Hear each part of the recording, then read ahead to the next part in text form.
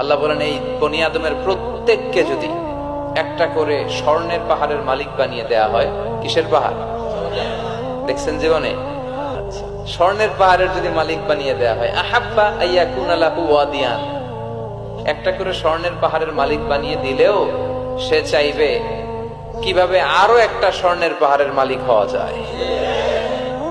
আচ্ছা, একটু বুঝে শুনে উত্তর করবেন। একটা স্বর্ণের পাহাড়ের মালিক যদি আমি হই, শুধু আমি কেন, আমার 14 পুরুষ এটাতে বিক্রি করে খেলেও কি শেষ করতে পারবো? তো আমার আরেকটা লাগবে কেন? আরেকটা দিয়ে আমি কি করব? স্বভাব।